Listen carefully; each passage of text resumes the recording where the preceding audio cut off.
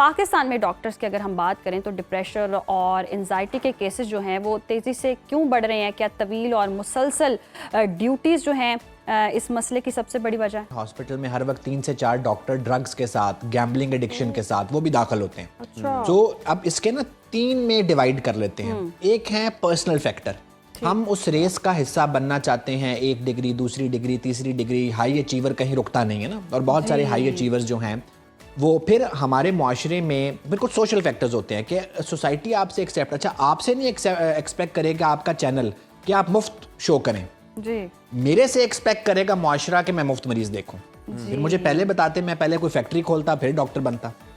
سو جو سوسائٹی کی ایکسپیکٹیشن ہے نا، اب ہمیں پتہ ہے کہ اس وقت مسلمانوں سے زیادہ دنیا میں کرسچنز ہیں جو عیسیٰ کو مانتے ہیں. عیسیٰ کا کیا لقب تھا؟ مسیحا. آپ نے ڈاکٹر کو کس پیڈسٹل پہ بٹھا دیا؟ بھائی ڈاکٹر ویسے ہی ہے جس طرح آپ کام کرتے ہیں مارننگ شو میں، میں کام کرتا ہوں اسپتال میں، گاڑی کا میکینک کام کرتا ہے. آپ لوگوں نے اس پیڈسٹل پہ بٹھا کے میری مینٹل ہیلتھ کے ساتھ سب سے زیادہ پرابلم کریٹ کی. تو کچھ پرسنل فیکٹرز، کچھ سوسائٹی کے فیکٹرز اور کچھ سسٹم کے فیکٹرز. مجھے یاد ہے جب میں اسلام آباد کے ایک بہت بڑے ہاسپٹل میں ٹریننگ کر رہا تھا تو میرے باس نے مجھے کہا کہ 2 بجے کے بعد، چھٹی کے بعد بھی تم مجھ سے میری اجازت کے بغیر کوئی کام نہیں کر سکتے. تو میری اجازت کے بغیر کہیں نہیں. میں سپروائزر ہوں، تم ٹرینی ڈاکٹر ہو، تمہاری زندگی میرے ہاتھ میں ہے اور میرے ایک قلم سے تمہاری ٹریننگ جائے گی.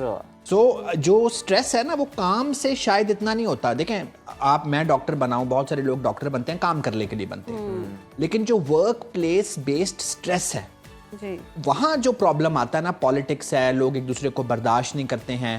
ایک 60 سال کا بوڑھا ڈاکٹر بھی نہیں چاہے گا کہ ایک 30 سال کا جونیئر ڈاکٹر اس کے ساتھ ایک کلینک کھولے، اس کے مریض کم ہو جائیں گے. پھر کہتے ہیں ہمیں توکل اللہ پہ ہے. تو یہ ساری چیزیں مل کے ایک ڈاکٹر کو پرون کرتی ہیں